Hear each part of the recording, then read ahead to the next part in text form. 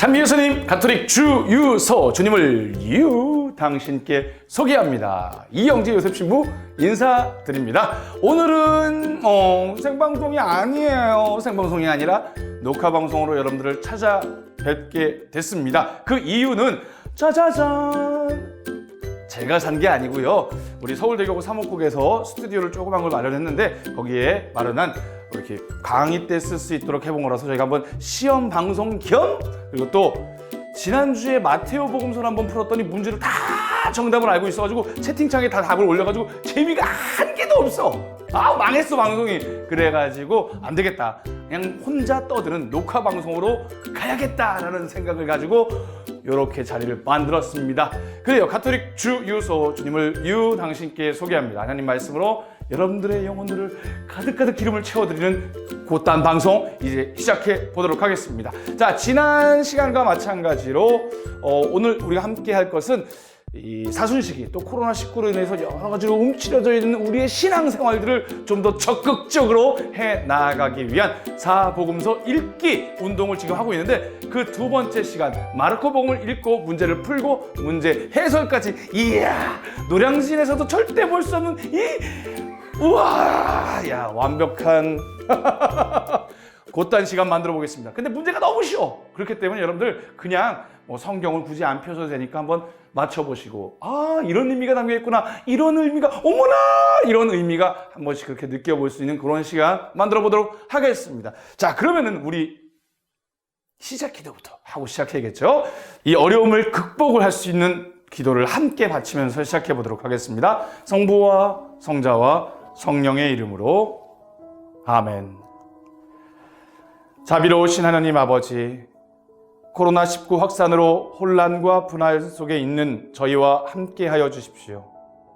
어려움 속에서도 내적 평화를 잃지 않고 기도하도록 지켜주시고 각자의 삶의 자리에서 최선을 다할 수 있도록 이끌어 주십시오. 코로나19 감염으로 고통받는 이들에게 치유의 은총을 내려주시고 이들을 헌신적으로 돌보고 있는 의료진들과 가족들을 축복하여 주십시오. 또한 이 병으로 세상을 떠난 분들의 영혼을 받아주시고 유족들의 슬픔을 위로하여 주십시오. 국가 지도자들에게 지혜와 용기를 더해 주시고 현장에서 위험을 감수하며 투신하고 있는 관계자들을 보호해 주십시오. 특별히 이런 상황에서 더 큰 위험에 노출되는 가난하고 소외된 약자들을 저희가 더 잘 돌볼 수 있도록 도와주십시오. 어려운 시기를 이겨내고자 애쓰는 저희 모두가 생명과 이웃의 존엄, 사랑과 연대의 중요성을 더 깊이 깨닫게 하시고 배려와 돌봄으로 희망을 나누는 공동체로 그렇게 거듭나는 은총을 내려주시기를 간구합니다. 우리의 도움이신 성모님과 함께 우리 주 예수 그리스도를 통하여 비나이다. 아멘. 성부와 성자와 성령의 이름으로 아멘. 자, 이제 본격적으로, 자, 앞에 화면 같이 보실까요? 성경 읽고 문제 풀고 마르코 복음서 시작해 보도록 하겠습니다. 자, 이 방송 혹시 들으시는 분들 중에서 아직 문제를 풀지 않으신 분들은 이거 보지 마시고 문제 풀고 와서 문제풀이 해설 방송 함께 들으시면 됩니다. 자, 가보도록 하겠습니다. 1번 문제입니다. 자, 1번 문제 같이 읽어볼까요? 다음은 마르코 복음에서 제목이라 할 수 있는 1장 1절의 말씀입니다. 괄호 안에 들어가는 말은 무엇일까요? 하느님의 아드님 예수 그리스도의 복음의 시작. 정답을 말해버렸네요. 자, 정답은요, 그래요, 복음, 기쁜 소식입니다. 혼자 찍고 혼자 방송하고 하다 보니까 이런 일이 있을 수 있다는 거 여러분들 잘 아시잖아요. 정말 웃기네요. 저는 신부 아니었으면 할 게 없을 것 같아요. 자, 제일 중요한 부분입니다. 하느님의 아들 예수 그리스도의 복음의 시작. 제가 왜 이걸 1번 문제로 두었냐면은 사실은 어느 책이든 첫 번째 책의 제목, 그 제목을 첫 번째 1장 1절에 두게 돼 있어요. 즉, 마르코 복음의 제목은 하느님의 아드님 예수 그리스도의 복음의 시작. 바로 하느님의 아드님이라 하시는 예수님이 바로 그리스도이시다. 그분이 말씀하시는 모든 것, 가르치신 모든 것도 그분 자체가 복음이요, 그 복음의 시작이 이 마르코 복음을 통해서 이루어진다라는 것을 알려주고자 복음사가 마르코 복음은 이렇게 첫 구절을 요 제목으로 단 거나 마찬가지입니다.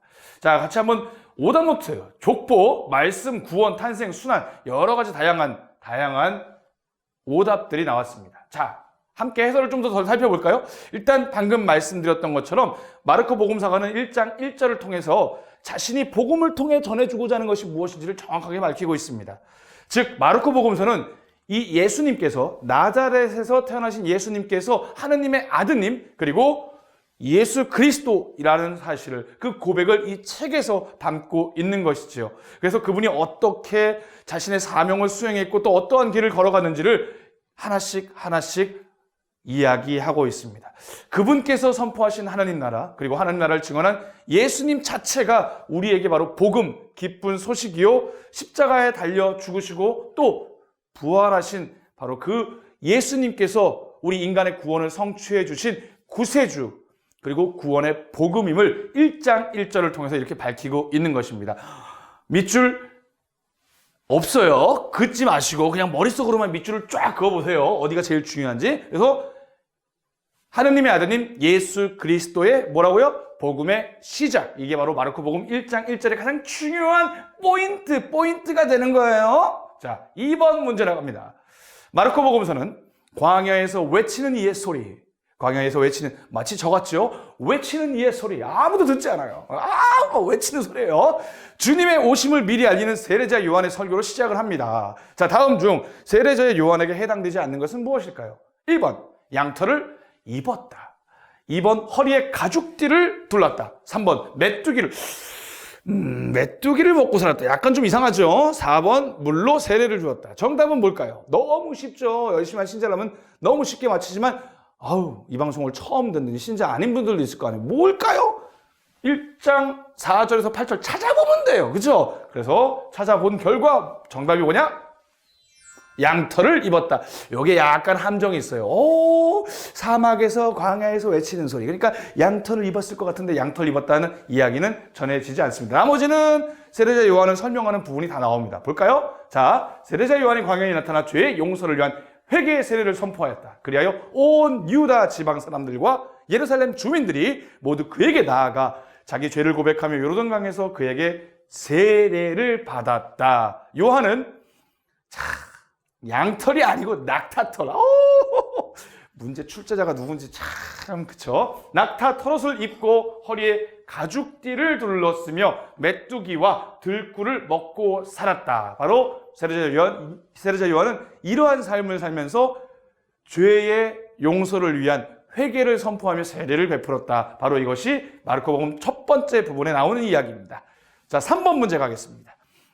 딱 빠르다. 예수님께서 요르단에서 세례를 받으실 때 하늘이 갈라지며 성령께서 비둘기처럼 비둘기처럼 예수님께 내려왔습니다. 그리고 하늘에서 다음과 같은 소리가 들렸습니다. 이는 내가 사랑하는 아들. 또 정답을 말해버렸네요. 내 마음에 드는 빵빵이다. 죄송합니다. 빈칸에 공통으로 들어갈 말은 무엇일까요? 정답은 바로 나갑니다. 아들입니다. 너는 내가 사랑하는 아들, 내 마음에 드는 아들이다. 제가 딸이 아니라 아들이라서 그 아들이라는 단어를 너무 좋아해서 바로 대답을 해버렸네요. 참 죄송합니다.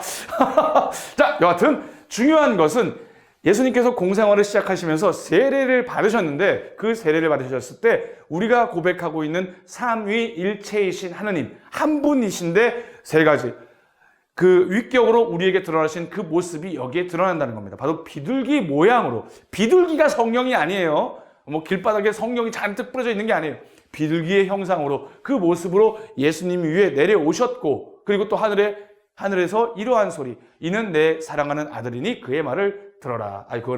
그거는 다른 복음에서 나오는 거고 이는 내가 사랑하는 아들, 내 마음에 드는 아들이다 라는 말씀으로 성부께서 당신의 말씀을 전해주시는 성부, 성령, 성자 함께 당신을 드러내시는 모습이 이 세례 장면에서 드러나게 됩니다. 중요한 것은 바로 하느님의 아들이심을, 예수님이 하느님의 아들이심을 성부 하느님께서 계시하신 사건이라고 이야기할 수 있겠습니다. 자, 4번 질문 갑니다. 예수님께서 때가 차서 세탁기를 돌리는 게 아니라 때가 차서 목욕탕에 가는 게 아니라 때가 차서 하나님 나라가 가까이 왔다. 가까이 더 가까이. 자, 회개하고 복음을 믿어라 라고 하시면서 구원의 기쁜 소식을 선포하셨습니다. 그런데 이 복음을 선포하기 시작한 곳은 다음에 보기에서 어디일까요? 1번 사마리아, 2번 갈릴레아, 3번 예루살렘, 4번 유다. 자, 전혀 이스라엘 아직 안 가보신 분들은 이게 지명이 다 헷갈리시겠지만 이미 우리가 복음을 충실히 공부했고 읽었던 사람들의 경우에는 어디가 어딘지는 대충 좀 알죠. 그렇죠? 네, 안다고 치고요. 자, 정답 나갑니다. 정답은 갈릴레아입니다. 자, 마르코 복음을 크게 두 부분으로 나누게 되면은 8장 마지막 베드로의 고백이 끝이고 난 다음에 예수님께서 3번에 걸쳐서 당신 자신이 받으실 순환과 죽음에 대해서 예고를 하십니다. 당신의 순환 예고를 하시는 장면이 나오는데 그 전후로 나뉩니다. 그 전반부가 뭐냐? 하나님께서 당신 아들 예수님을 이 세상에 보내시어 예수님께서 그 사명, 하나님 나라의 선포의 사명을 수행하시는 장면이 전반부고요. 그리고 후반부에 가서는 이제 예루살렘으로 올라가시면서 당신이 받으셔야 될 파스카의 순환과 죽음, 그 부활을 위한 구원의 업적을 이루신 장면이 두 부분으로 나뉩니다. 그래서 전반부가 주로 예수님께서 그 갈릴레아 지역, 특히나 갈릴레아 호수, 티베리아 호수 이렇게 불리는 그 호수를 주변으로 돌아다니시면서 유다인들과 또 이방인들에게 하나님 나라를 선포하시고 또 수많은 기적과 놀라운 일들을 일으키시죠. 바로 그게 예수님의 활동 장소는 갈릴레아라는 것을 꼭 기억해 주시기 바랍니다. 여기 나와 있는 것처럼 때가 차서 하나님 나라가 가까이 왔다. 이 말은 아주 중요한 표현입니다. 때가 찼다는 말씀은 예수님께서 복음을 선포하기 시작하신 일이 아무 때나 우연히 아무 뜻이 없이 생겨난 것이 아니라 바로 하나님께서 원하신 때, 하나님께서 우리 인간을 구원하기로 작정하시고 그 약속을 이루시려고 하는 그때 이루어졌다라는 거죠. 곧 이전의 모든 시간이 지금의 이 때를 준비하기 위한 것이었고, 즉 구약에서부터 아브라함과 여러 판관들, 다윗 임금, 예언자들 이 모든 것들은 사실은 이 때를 준비하기 위한 예수님을 통해서 이루고자 했던 궁극적인 인간의 구원을 준비하는 때였다라는 거죠. 그리고 지금이야말로 예수님께서 오신 지금이야말로 하나님께서 인간을 구원하기로 작정하시고 계획하신 그 때라는 말. 그래서 때가 차서라는 말은 때가 찼다는 게 아니에요, 여러분들. 그 시간, 하나님께서 말하신 구원의 때가 시작됐다는 거죠. 자, 하나님 나라, 이는 가까이, 곁에, 혹은 예수님과 함께 온 나라로 우리에게 주시는 선물이요 은총임을 바로 이 문장 안에 담고 있는 것입니다. 이 나라는 바로 예수님께서 선포하시는 복음에 의해 다스려지는 나라요. 즉 하느님이 임금이에요. 하느님이 법이에요. 하느님이 당신의 사랑과 정의로 우리를 이끄시고 보호하시고 지켜주고 우리를 올바른 길로 이끌어 나가는 그 나라. 그래서 그 나라에 예수님을 하느님으로 믿고 또 그분의 말씀을 따라 살아가는 사람들은 이 하나님 나라에 들어가고 하나님 나라를 실현하는 그분의 백성이 된다는 것. 이게 바로 때가 차서 하나님의 나라가 가까이 왔다라는 그 말씀 안에 담겨져 있는 의미입니다. 자, 예수님께서는 오늘 우리에게 말씀하십니다. 요 복음 말씀을 함께 보시면요. 회개하고 복음을 믿어라. 지금이 바로 회개의 때요 믿음의 때라는 말씀입니다. 회개하고 복음을 믿어라. 하나님 나라 백성이 되기 위한 조건입니다. 이 사순시기는 그 무엇보다도 우리의 삶 속에서 1년이라고 하는 삶 속에서 좀 더 하나님이 아닌 것에서 하나님께로 내 마음을 돌리는 회개, 그리고 정말로 이 세상을 구원하고 오신 예수님, 그리고 그분이 이루신 놀라운 구원 사원을 믿는 것, 그분을 나의 삶의 중심에 놓는 것, 그분을 나의 모든 존재의 가장 중요한 가치로 여기는 것, 그래서 그분의 말씀에 따라 살아가고자 나의 결심을, 그리고 나이가 투신하는 것, 이 모든 것, 이것이 바로 회개하고 복음을 믿어 하나님 나라의 백성이 되는 과정입니다. 근데 그 과정이 바로 이 사순시기에 좀 더 우리에게 이루어지는, 우리가 좀 더 회개하고 복음을 믿는 그 부활을 준비하는 때라는 것, 여러분들이 너무나 잘 아실 거라고 생각합니다. 회개는 삶의 방향을 바꾸되 그 나아갈 발을 분명하게 하는 것을 말합니다. 즉 하느님을 향하는 겁니다. 바로 여기에 복음이 제시됩니다. 곧 회개는 복음에로의 회개인 것입니다. 엉뚱한 것, 돈, 명예, 권력 이런 것이 아니라 바로 복음을 향해 회개하는 것입니다. 그리고 이 복음은 하나님 나라가 왔다는 기쁜 소식과도 같습니다. 그러니 회개는 하나님 나라가 왔다는 복음을 믿고 또 받아들이는 것을 말합니다. 이는 또 동시에 복음인 하나님 나라를 가져온 예수님 자신이 곧 복음 자체라는 것을 확인해 주는 것을 의미합니다. 그러기에 이 하나님 나라는 복음을 선포하시는 예수님과 함께 이미 현재 와 있는 나라요. 복음을 믿고 받아들이는 이들 안에는 이미 현존하는 나라입니다.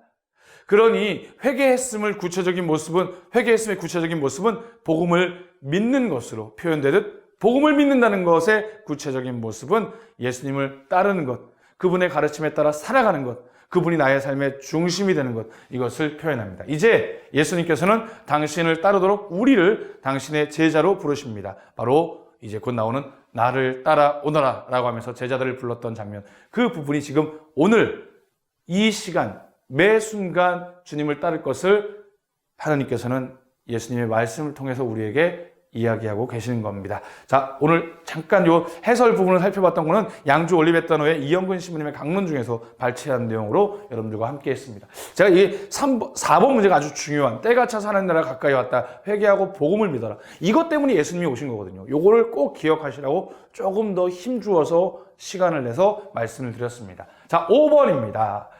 예수님께서는 복음 선포 활동을 시작하시며 어부 4사람을 제자로 부르십니다. 다음 중 이 4사람이 아닌 제자는 누구일까요? 12제자 이름을 다 아시는 분들 대부분일 텐데, 첫 번째 마르코복음 요 1장에 나와 있을 때 어부 4사람 구분하기 힘들 수도 있어요. 자, 볼까요? 1번은 시몬, 2번은 안드레아, 3번 제베데오의 아들 야고보, 4번 필립보. 자, 정답은 바로 필립보입니다. 이상하다. 시몬은 아닌 것 같은데, 이 베드로가 예수님을 만났을 때 그 원래 이름은 시몬이었습니다. 그래서 나중에 예수님께서 너는 베드로이다, 너 위에 교회를 세우겠다라고 하면서 이 베드로의 이름을 새로 주시지요. 그래서 시몬, 안드레아, 제베데오 아들 야고보, 또 한 명은 누구냐? 바로 이 동생, 야고보의 동생 요한이 되겠습니다. 함께 볼까요? 예수님께서 갈릴레아 호숫가를 지나가시다가 호수에 그물을 던지고 있는 시몬과, 자 보시죠, 시몬 맞죠? 그의 동생 안드레아를 보셨다. 그들은 어부였다. 예수님께서 그들에게 이르셨다. 나를 따라오너라. 내가 너희를 사람 낚는 어부가 되게 하겠다. 그러자 그들은 곧바로 그물을 버리고 예수님을 따랐다. 예수님께서 조금 더 가시다가 배에서 그물을 손질하고 있는 제베데오의 아들 야고보와 그의 동생 요한을 보시고 곧바로 그들을 부르셨다. 그러자 그들은 아버지 제베데오를 사꾼들과 함께 배에 내버려 두고 그분을 따라 나섰다. 자, 보시다시피 시몬, 안드레아, 그 제베데오의 아들 야고보, 그의 동생 요한, 이렇게 4명을 첫 제자로 부르십니다. 자, 여러분들, 여기서 내가 너희를 사람 낚는 어부가 되게 하겠다, 이게 무슨 뜻일까요? 여기서 낚는다 그러면 요즘 말로 하면 뭐 누구누구를 꼬신다 이렇게 생각하시는데, 그런 의미가 아니고요. 여러분들 생각을 해보세요. 물속에는 뭐가 살죠? 그렇죠. 물고기가 살죠. 물속에서도 숨을 쉬며 살 수 있기 때문에. 근데 우리 사람이 물속에 있으면 어떻게 될까요? 물속에 있으면 죽습니다. 물 밖으로 나와야 되는 거죠. 즉, 이 죽음에 놓여있는 상태의 사람들에게 구원을, 이 사람에게 생명을 되돌려주는, 영원한 생명으로 이끄는 그 사람들을 그 물속에로부터 끄집어내는 일을 바로 사도들에게 시키겠다 이거예요.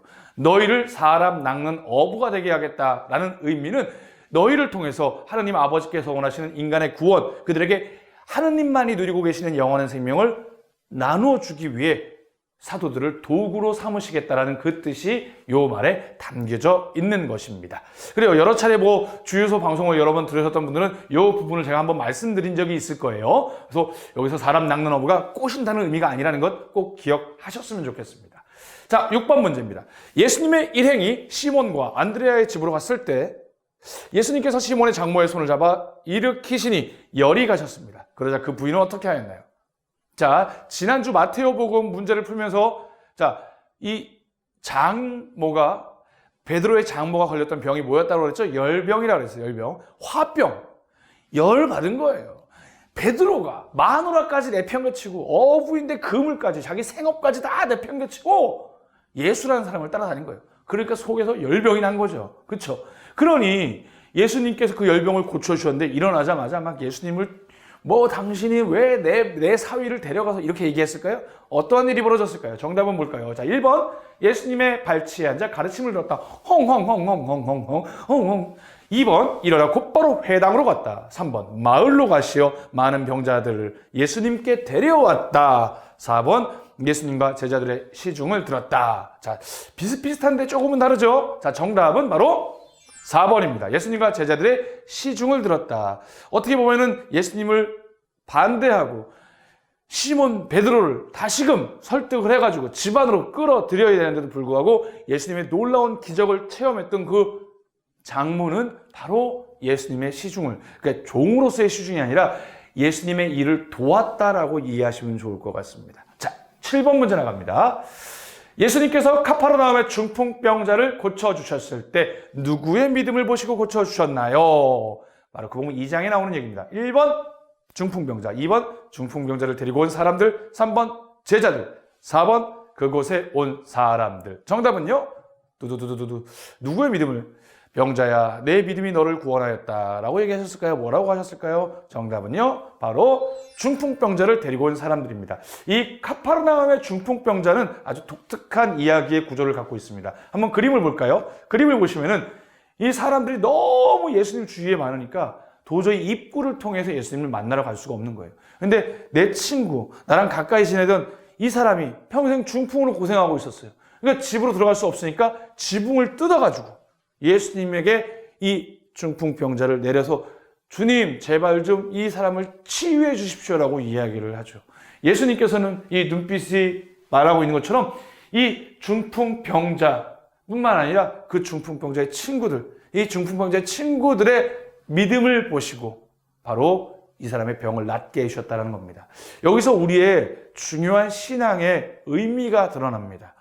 우리 개개인의 믿음도 중요하겠지만 우리와 함께하는 이들을 위한 우리의 믿음, 그것이 다른 이들의 구원에 소용이 된다는 얘기예요. 즉 우리가 누군가를 위해서 기도하고 누군가를 위해서 나눔을 베풀고 누군가를 위해서 희생하고 그들을 하나님께로 인도한다는 것이 얼마나 중요한 건지, 바로 우리의 모습들, 우리의 선교적인 열정, 우리가 복음을 전하고자 하는 우리의 그 마음을 보시고 아직 주님을 알지 못하는 많은 이들, 주님께 다하고 싶어도 이렇게 중풍병자처럼 어쩔 수 없이 자기 안에 갇혀있는 사람들, 이들을 주님께로 인도한다면 우리의 믿음을 보시고 우리의 열성을 보시고 우리가 하느님의 아들이심은 고백하는 그분이 분명히 고쳐줄 것이라는 그 믿음으로 그들을 예수님께로 이끈다면 바로 우리의 믿음을 보시고 하느님께서는 기적을 베풀어 주신다는 아주 신앙의 중요한, 즉 신앙은 결코 개인주의적인 방식으로 이루어질 수 없다는 거죠. 나 혼자 기도하고 나 혼자 잘 먹고 나 혼자 좋은 책 읽어서 하나님이 누구인지 아는 것, 그것 가장 기본이겠지만 그것을 통해서 공동체를 이루어 서로 사랑하라는 예수님의 계명을 실천하지 못한다면 그것은 신앙인이 될 수 없다는 것, 여기서 드러나게 됩니다.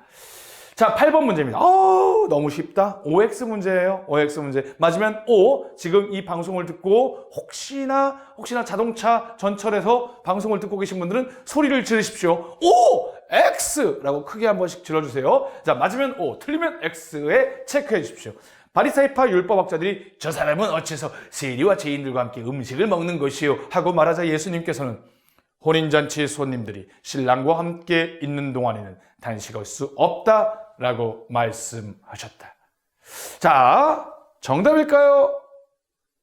정답은 O일까요? X일까요? 자, 정답을 볼까요? 정답은요? X입니다.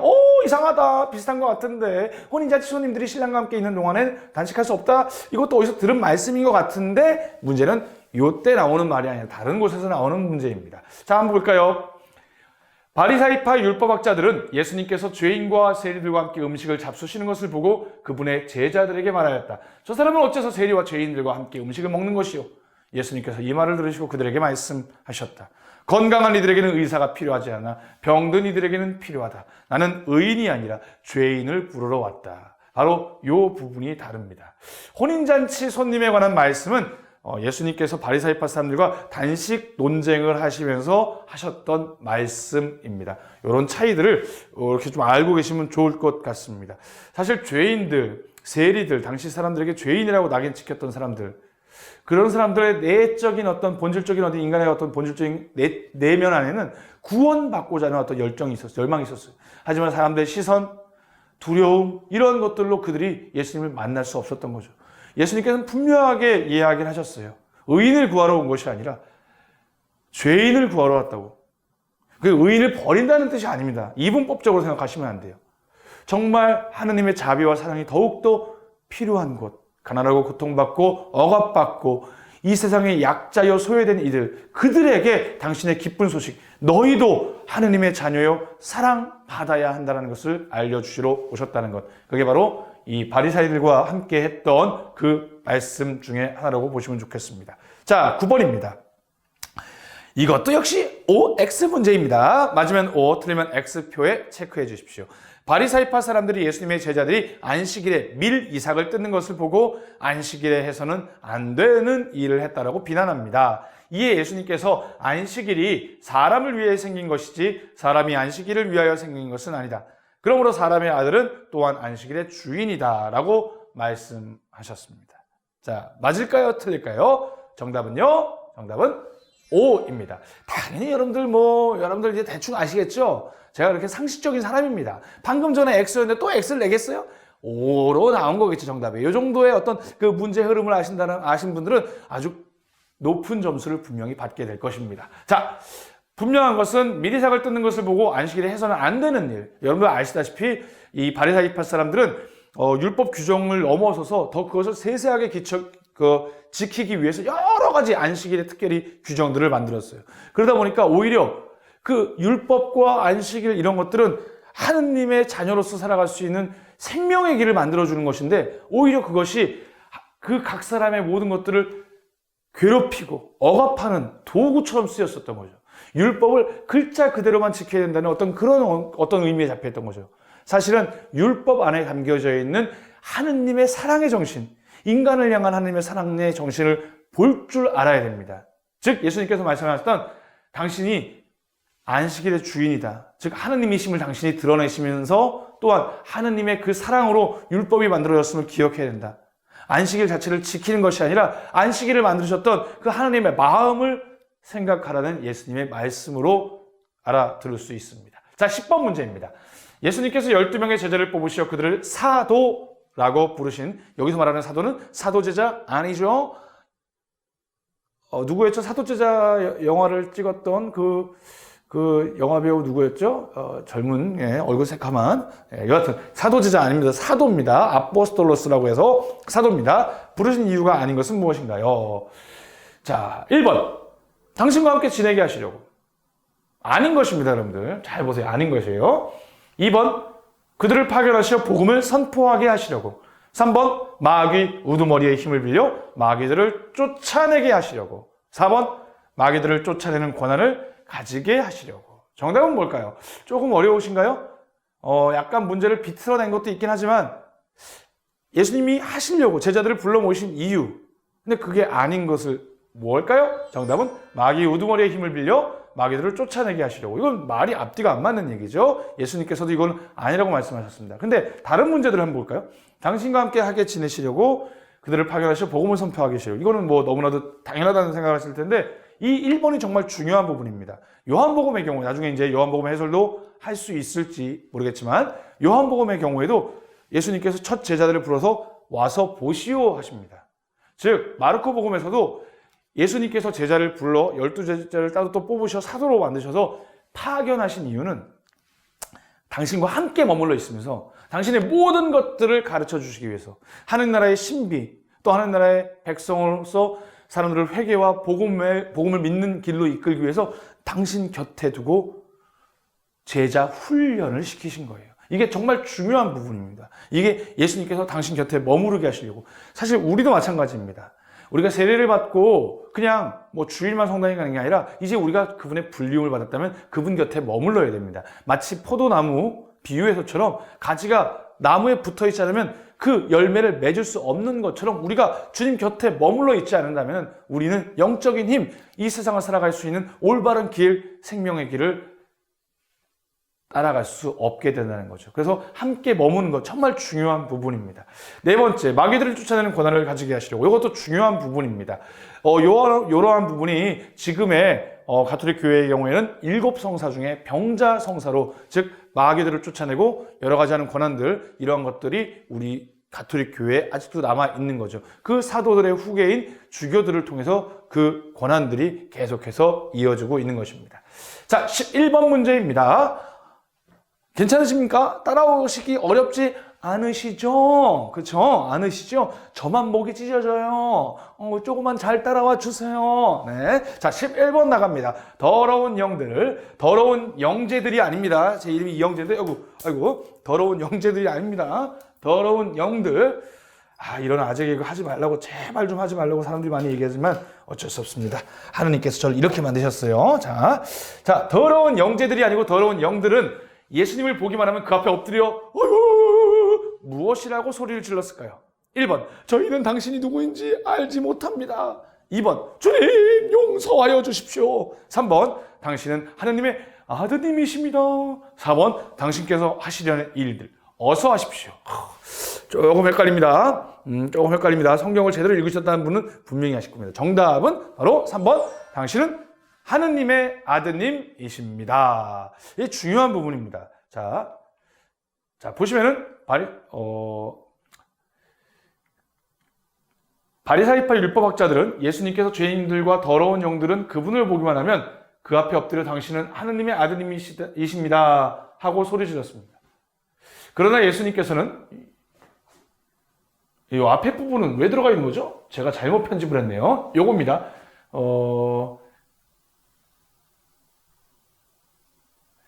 더러운 영들은 요 앞에 부분은 날려버리십시오. 의미 없습니다, 여러분들. 네. 칠판이 아니니까 가릴 수도 없고. 자, 더러운 영들은 그분을 보기만 하면 그 앞에 엎드려 당신은 하나님의 아드님이십니다 하고 소리를 질렀습니다. 그러나 예수님께서는 그들에게 당신을 사람들에게 알리지 말라고 엄하게 일권하셨습니다. 바로 마르코복음 3장 11절, 12절에 나오는 말씀입니다.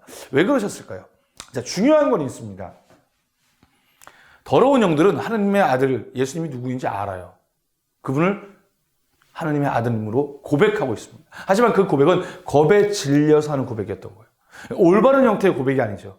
내 전 존재를 그분께 투신하고자 하는, 그래서 내 삶에 그분이 들어오는, 그분과의 인격적인 친교를 맺는 어떤 형태의 신앙으로서의 신앙 고백이 아니라 두려움에 사로잡힌 고백이었던 거죠. 자, 볼까요? 더러운 영들은 예수님이 누구인지 그분의 정체를 알고서 하느님의 아드님이라고 고백합니다. 하지만 이 고백은 예수님을 구세주로 믿고 고백한 것이 아니라 겁에 질려 그분에게서 멀어지기 위함, 그분과 가까이 다가가기 위함이 아니라 그분에게서 멀어지기 위해 했던 고백입니다.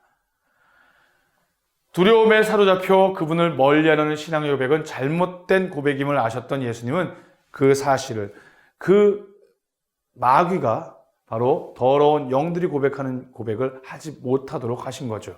그것을 꼭 알아두셔야 됩니다.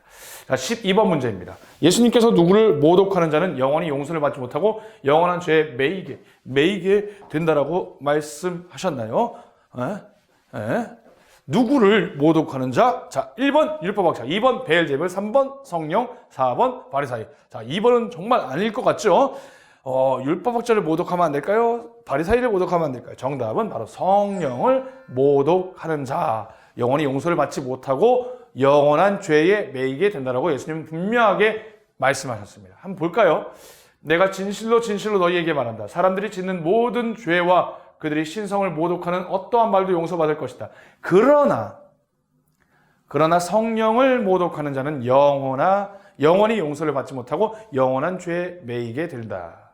자, 그러면 성령을 모독하는 죄는 무엇인지 가톨릭 교회 교리서 1864항을 함께 같이 살펴보도록 하겠습니다. 사람들이 어떠한 죄를 짓든 신성을 모독하는 어떠한 말을 하든 다 용서받을 것이다. 그러나 성령을 모독하는 말은 용서받지 못할 것이다. 하느님의 자비는 한계가 없습니다. 그러나 뉘우침으로 하느님의 자비를 받아들이기를 일부러 의도적으로 거부하는 사람은 자기 죄의 용서와 성령께서 베푸시는 구원을 물리치는 것이다 라고 교회는 가르칩니다. 이러한 완고함은 죽을 때까지 회개하지 않게 하고 영원한 파멸로 이끌어갈 수 있다라고 가톨릭 교회에서는 이렇게 가르칩니다. 즉 성령을 모독하는 죄, 하나님이 안 계시다라고 하나님을 모독하는 죄, 이 모든 것들은 어떻게 보면은 우리를 영원한 하나님과의 관계에서 멀어지게 하는, 그 구원을 입지 못하게 하는 그런 모습으로 나아갈 수 있다는 거죠.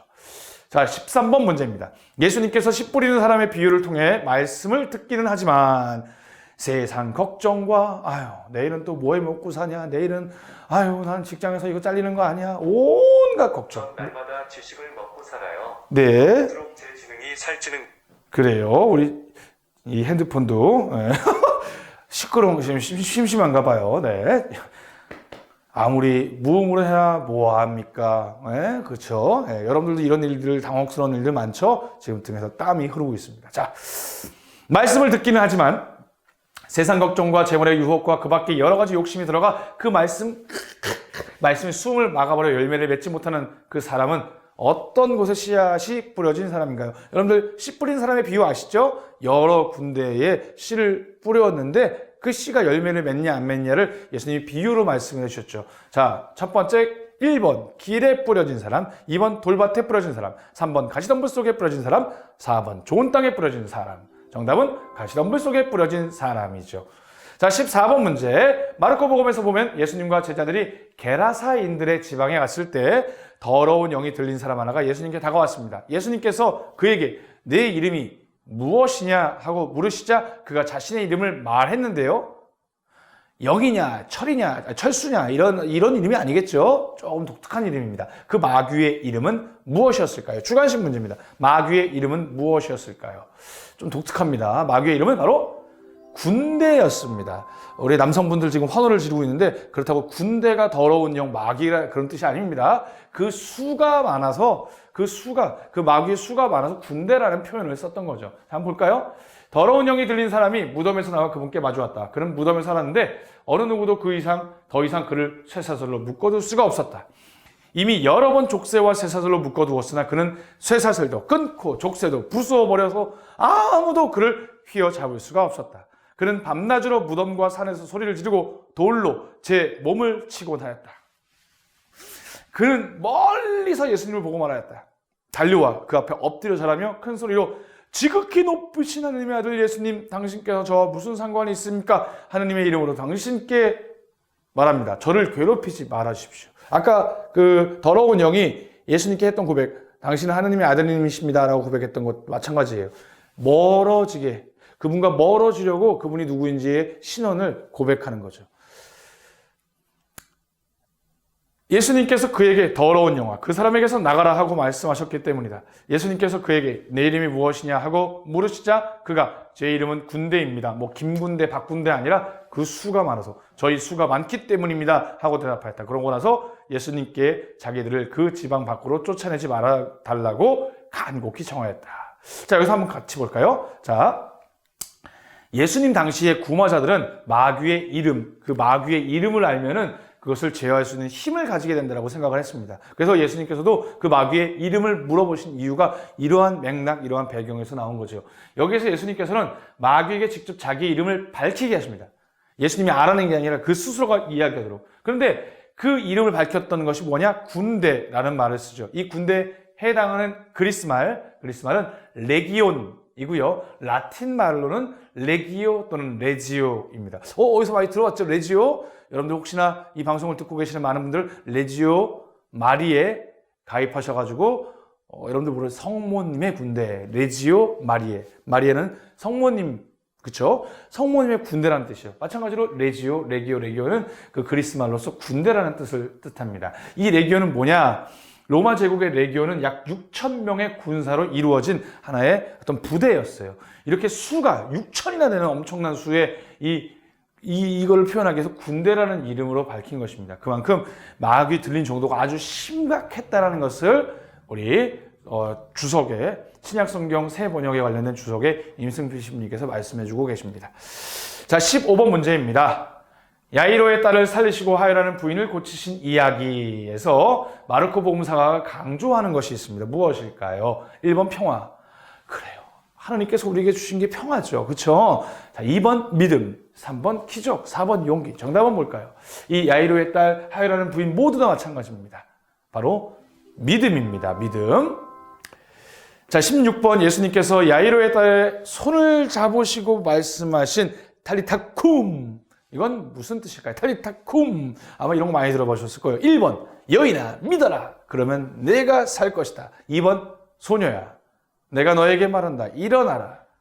3번 딸아 병에서 벗어나 건강해져라. 4번 소녀야 어서 잠에서 깨어나 걸어 다녀라. 얼핏 비슷하죠? 비슷한데 이 안에 정답이 숨겨져 있습니다. 정답은요 2번 소녀야 내가 너에게 말한다. 일어나라 라는 뜻입니다. 자, 한번 복음 말씀을 쭉 읽어볼까요? 너무 길죠? 이건 아니네요. 예, 아까 전문지의 화면을 제가 그대로 남겨놨습니다. 17번으로 넘어가겠습니다. 파견된 12제자들이 한 일 모두를 고르십시오. 자, 12제자를 예수님께서 여러 가지 지침을 주시고 파견을 하세요. 파견했을 때 그 12제자들이 했던 일이 무엇일까요? 자, 모두 고르시는 겁니다. 모두. 자, 정답은 1번 빵 7개와 작은 물고기 몇 마리로 4,000명을 먹였습니다. 12제자들이. 자, 2번 회개하라고 선포하였다. 3번 마귀를 쫓아내지 못해서 기도와 단식에 전념하였다. 4번 많은 병자에게 기름을 부어 병을 고쳐 주었다. 정답은 몇 번일까요? 정답은 바로 2번과 4번이죠. 앞서 12제자 설명을 할 때도 잠깐 설명을 드렸지만 예수님을 대신해서 복음을 전하고 회개를 선포하고 복음을 믿을 것을 선포하면서 여러 가지 하나님 나라의 권한, 하느님 아들님으로서의 권한을 부여받아서 대리로 그 일을 수행하는데 바로 그 중에 하나가 바로 마귀를 쫓아내며 많은 병자들에게 기름을 부어 병을 고쳐준 일입니다. 자, 18번 문제입니다. 세례자 요한은 헤로데가 그의 동생 필리포스의 아내와 결혼한 것을 옳지 않다고 여러 차례 말하여 감옥에 갇히게 되었습니다. 이 일로 세례자 요한에게 앙심을 품고 자신의 딸을 시켜 세례자 요한을 죽게 만든 여자의 이름은 무엇인가요? 자, 정답은요? 바로 헤로디아입니다. 헤로디아. 이거 은근히 틀리신 분들 많더라고요. 살로메, 헬레나, 사라, 헤로디, 온갖 이렇게 있는데, 요런 뒤야 이렇게 쓰신 분도 많은데 중요한 건 성경을 기준으로 본다면 헤로디아라고 이렇게 할 수 있습니다. 자, 19번 예수님께서 5,000명을 먹인 기적을 행하신 후 물 위를 걷는 기적을 행하시며 제자들에게 하신 말씀은 무엇인가요? 1번 나를 따라오너라 내가 너희를 사람 낚는 어부가 되게 하겠다. 이거 너무 쉬운 문제 아닌가요? 앞서 우리 살펴봤죠? 자, 2번 누구든지 들을 귀가 있거든 들어라. 3번 용기를 내라 나다 두려워하지 마라. 4번 노를 젓느라고 애썼다 이제 쉬어라 라고 말씀하십니다. 자, 5,000명을 먹이신 기적 후 무리를 걸으셨던 하셨던 말씀입니다. 정답은요? 용기를 내라 나다 두려워하지 마라. 무리를 걸어오는 예수님을 보고 유령이다 무서워서 떨고 있는데 두려워하지 마라. 바로 너희의 스승 나 예수다 라는 것을 알려주신 거죠. 우리를 위로해주고 격려해주시는, 어떻게 보면은 우리가 제일 두려워하는 것은 하나님이 안 계시다라고 생각하는 그런 어떤 불신들. 하지만 그런 불신들을 깨끗하게 없애주시며 나다 두려워하지 마라 용기를 내어라. 늘 네 눈에 보이지 않는다고 해서 내가 네 곁에 없는 것은 아니다. 너랑 항상 함께 있다는 것을 예수님이 알려주시는 부분입니다. 자, 20번 문제. 바리사이파 사람들은 예수님의 제자들이 손을 씻지 않고 음식을 먹는 것을 보고 왜 조상들의 전통을 따르지 않느냐고 비난하였습니다. 이때 예수님께서는 그들의 위선을 비난하시고 그들이 코르반을 지켜야 한다는 이유로 아버지나 어머니에게 효를 다하지 않는 것을 질책하십니다. 여기서 코르반은 무슨 뜻일까요? 어려운 문제예요. 코르반. 성경을 아주 좀 섬세하게 공부하지 않으시면 알 수 없는 부분이죠. 1번 비슷비슷합니다. 하나님께 바치는 기도, 2번 하나님께 바치는 노래, 3번 하나님께 바치는 예물, 4번 하나님께 바치는 제사. 정답은 뭘까요? 정답은요 3번입니다. 코르반은 예물이라는 뜻이에요. 근데 이제 거기에 하나님께 바치는이라는 뜻이 더 합쳐져서 하나님께 바치는 예물을. 자, 볼까요? 너희는 너희의 전통을 고수하려고 하느님의 계명을 잘도 저버린다. 모세는 아버지와 어머니를 공경하여라. 그리고 아버지나 어머니를 욕하는 자는 사형을 받아야 한다라고 말하였다. 그런데 너희는 누가 아버지나 어머니에게 제가 드릴 공양은 코르반 곧 하나님께 바치는 예물입니다 하고 말하면 된다고 한다. 그러면서 아버지나 어머니에게 더 이상 아무것도 해드리지 못하게 한다. 나쁜 거죠. 그렇죠? 하나님께 바쳐야 된다는 핑계로 부모를 모시지 않는 행동입니다. 너희는 이렇게 너희가 전하는 전통으로 하느님의 말씀을 폐기하는 것이다. 하느님의 뜻을 어떻게 보면 깡그리 무시한다는 거죠. 너희는 이런 짓을 많이 한다. 아주 어떻게 보면 참 예수님의 말씀들이 가슴에 비수를 꽂는 것 같은, 그들이 죄인 줄 알면서 감추고 있었던 그런 어떤 자기 합리화를 다 끄집어내서 그 사람들에게 분명하게 말씀하시는 부분입니다. 자, 임승필 신부님, 우리 돌아가신 임승필 신부님의 설명을 좀 볼까요? 하느님께 바치는은 내용상 덧붙인 말이다. 예물에 해당하는 코르반이라는 히브리 말은 특히 하느님께 드리는 예물을 가리킨다. 유다인들의 전통에 따르면 부모에게 공양할 물건, 부모님에게 돌려드려야 될 물건을 성전에 바친다고 맹세하면 부모를 공양할 의무가 면제되었다는 것이죠. 말이 안 됩니다. 10계명의 네 번째 계명도 물론 하느님께 드리는 참여 감사 가장 중요한, 어떠한 것보다도 중요하겠지만 10계명의 네 번째 계명, 바로 인간과 인간 사이의 그 대인관계 안에서 이루어져야 될 어떤 계명들, 첫 번째가 뭐예요? 부모님께 효도하라예요. 그런데 하느님께 바쳐야 된다는 이유로 부모님을 공양하지 않는 핑계를 대는 거죠. 그래서 그 안에 있는 당시의 유다교 사회 안에 있었던 아주 잘못된 관습들, 관례들을 예수님께서 끄집어서 말씀하셨을 때 이 코르반이라는 이야기가 나오게 됩니다. 자, 여기까지 20문제를 함께 풀어봤는데요. 여러분들 이 영상이 이제 1시간 가까이 되니까 지난번에 해보니까 너무 길더라고요. 여기까지 한번 영상을 마치고요. 두 번째 영상도 뭐 여러분들 보시면 알겠지만 뭐 엄청나게 어려운 공부가 아니잖아요. 그냥 뭐 샤워하시면서 아니면은 뭐 잠드시면서 여러 가지 다양한 방식으로 틀어놓으시면 소리만 들어도 충분히 시끄러우실 거예요. 하지만 소리만 들으시면서 틀어놓는 그런 방송을 하면서 여러분들 업무를 보셔도 충분히 가능할 거라고 생각합니다. 자, 두 번째 영상 클립에서 다음 문제들 함께 만나보도록 하겠습니다.